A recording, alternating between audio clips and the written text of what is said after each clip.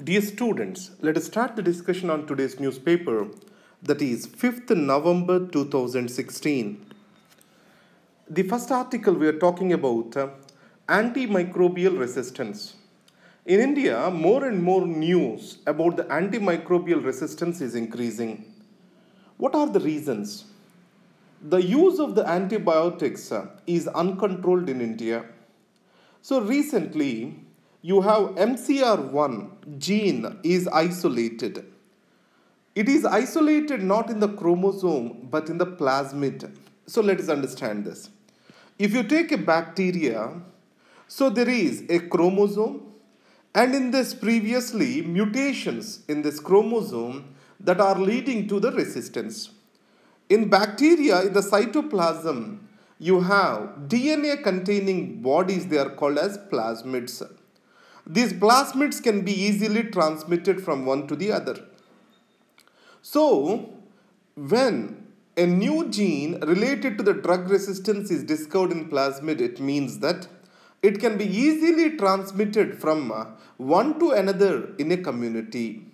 And it is going to worsen the drug resistance situation. And the second thing is, previously we had this New Delhi metallase enzyme. And then NDM1 gene was identified in microorganisms. India did not agree to the same. And it also has resisted naming a drug-resistant gene in the name of New Delhi.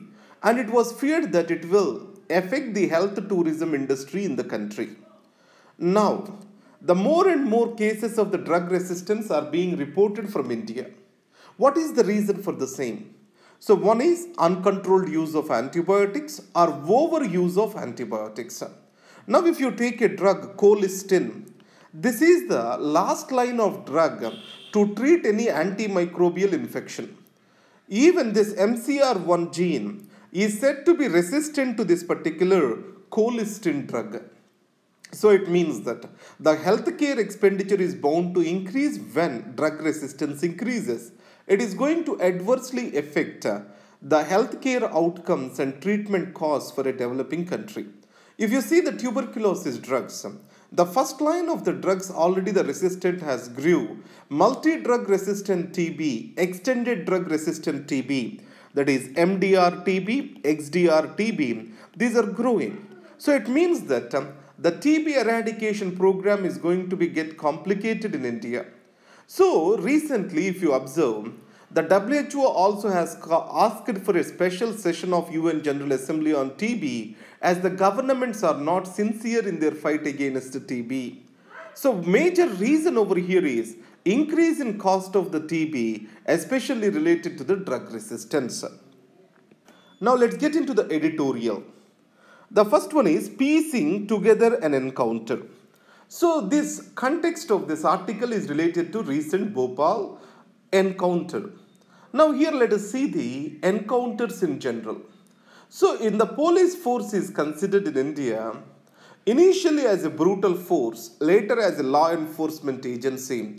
The second ARC says that in the future it shall be a people-friendly force.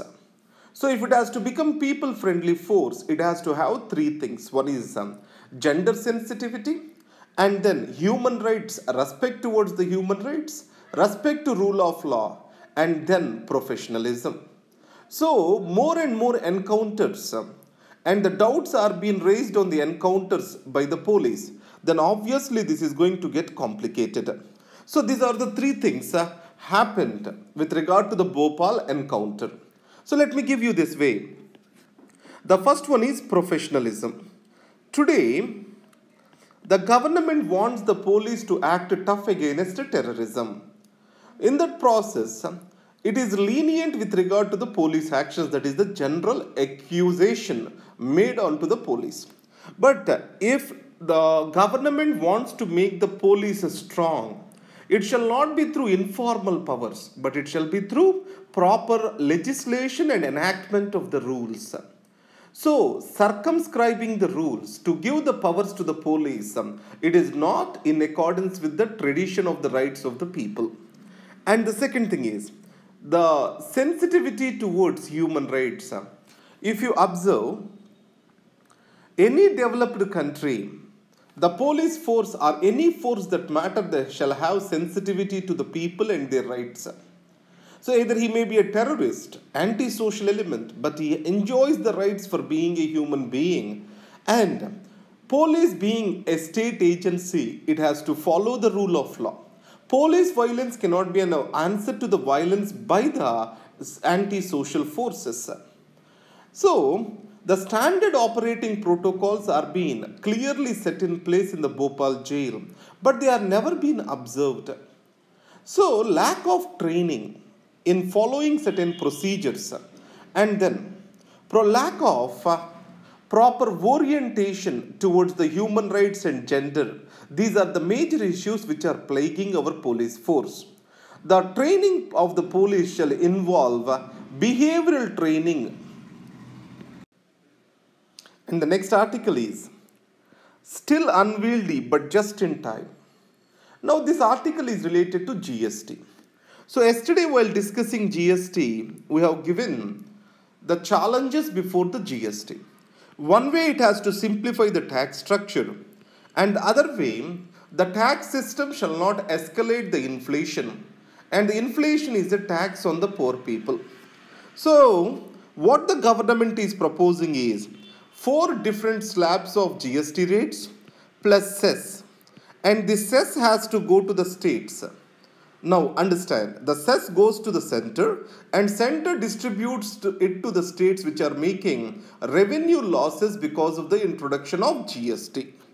So in this scenario, introduction of the 4 different slabs is not just again as the simplistic tax regime in the country. And the second thing is it not going to provide for discretion to the officers which item shall be under which slab? Is that not going to lead to lobbying? But on the other side, if you observe, if you subject every item to a uniform tax of around 10 to 12% or 18%, then it is leading to a situation where the essential goods are also being taxed in the same way. That leads to higher spiral of inflation and which is going to worsen the situation of the poor. So the government has to take the consideration of the lives of the poor and also into consideration the needs to have a simplistic regime, and the mean path is being searched for. So that is what is going to happen now. Now there is media freedom. Let us see the context of this article. Now when Pathankot attack is going on, it is being claimed that, or it has been said that NDTV is reporting certain sensitive information which can derail the entire military operation over there. So, in return to this, government wants to black down the NDTV for one day. So, in this context, let us understand how the media regulation across the world and how it has to be. So, the media landscape is changing as we are moving from independent media to a paid media. That is one thing. And the second thing is, we have the print media to electronic media. Then we have shifted towards social media. So, the news is becoming more an hot item. And the delivery of the news and the speed of the news has become important rather than the sensitivity and accuracy of the news. So, the demands for the controls over the media has come up. And the second thing is, at the same time, the media need to be regulated so we can ensure for something called as a proper functioning. So in this case, how the media has to be regulated? We have governmental regulation, independent regulation, and then self-regulation. So here if you observe, who are the people who has imposed the sanctions against the NDTV? Is it by a self-regulated body or independent people or by the government officers?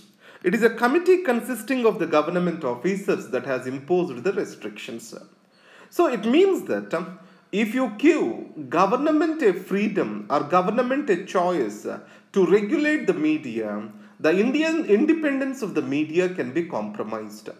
If you take most of the communist regimes, there are curbs which are being imposed on the media to ensure that the loyalties to the government are being maintained. This is the feature of the totalitarian regimes, authoritarian regimes. But in a democratic regime, the media is a pillar which sustains the voice of the people. So, in those scenarios, the self regulation is being suggested. Now, do we have a self regulating bodies in India? Yes, National Broadcasting Authority, yes, it is there. And the second is Broadcasting Content Complaints Council is also there. So, why can't the matter can be given to these agencies? Why can't be the rules stringent on the media and the judiciary or the retired judges who are heading these organizations? Why can't be they given certain penal powers to do the same? So, rather than government interfering with this matter. So, that is what is being suggested. So, in UK, a committee was appointed on this matter that is called a Levinson Commission. So, World News International of Rupert Murdoch, it has tried to invade the privacy of the people in the name of news collection. Then the rights of the individuals and press freedom and what are the boundaries for the same have come into question. Then, Levinson Committee has recommended for independent regulation. But nowhere, in a democratic country, governmental regulation was suggested for against the press. So this also has to be the rule in the case of India. Let's get into the article. Now, Obama tears into the Trump in Florida. These are the political news and we will not be concerned about this. Now, let's come into Brexit. Brings hope, anger and uncertainty. So here, the Brexit and the proceedings of the Brexit gets delayed.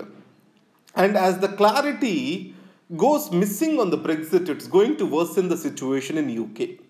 Now, there is no clarity on the issue. Recently, an High Court has given a judgment that the parliamentary sovereignty cannot be dominated by the referendum of the people. It means that the referendum which was conducted in Britain shall get the parliamentary sanction too. So, here referendum broadly, let us discuss 2 points. What is the major criticism about the referendum? It converts the decisions in a democracy into biennials, that is yes or no. Do you want to favor Brexit or go against it? Yes or no is the answer. But most of the decisions, they go through a golden mean. So we fail to find this golden mean with regard to democratic decisions through referendums. So that's why parliamentary oversight is expected on every referendum and it shall be a norm. So in this case, Britain, it is much important because Britain has the parliamentary sovereignty rather than the popular sovereignty. So now, how the Britain will go through this, let us try to understand. And the next is, whatever the discussion which is going on in India, with regard to the amendment to the personal laws, the similar thing is also going on in Sri Lanka. Now, in India, the argument is it necessary to reform the personal laws or we need to bring in uniform civil code? So, the reforming of the personal laws and making them to reach to a certain standard, common standard, then moving to the uniform civil code, that is more appreciated because there is a stepwise process to achieve the same.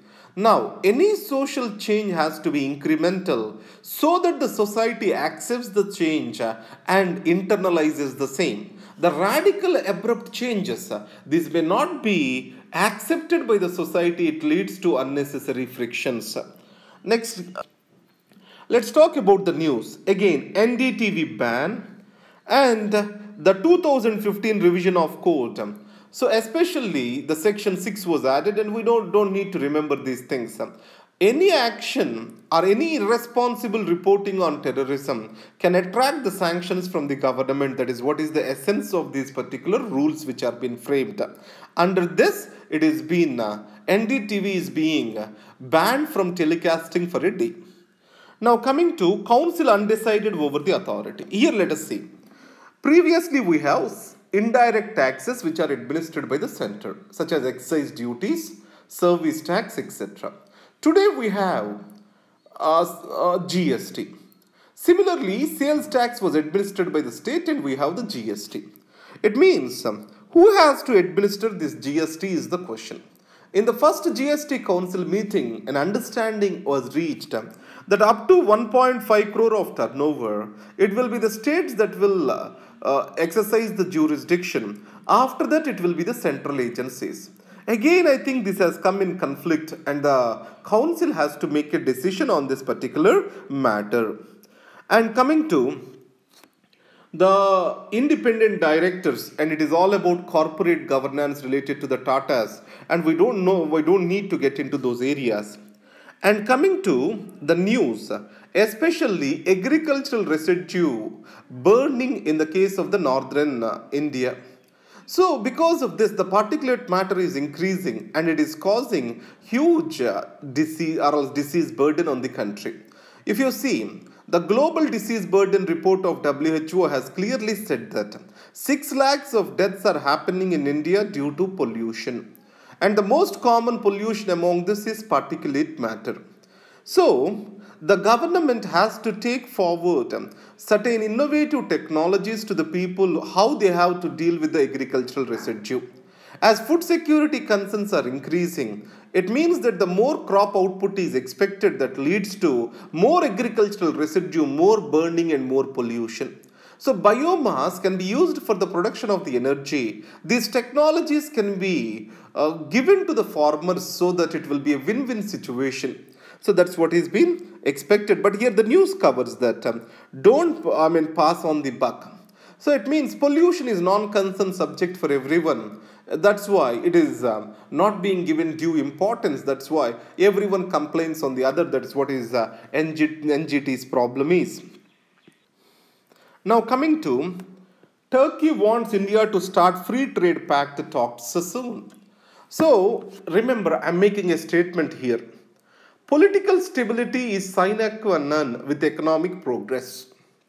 It means that without political stability, achieving the economic prosperity is a nightmare, is not possible.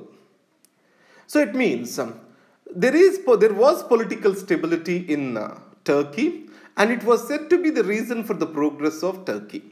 Now, the Kurdish movement and then Erdogan's tough stand against the Kurds, the recent coup, all these are weakening the Turkey's position as a trade hub. So in this context, India's Turkish trade has been decreased by more than 22%.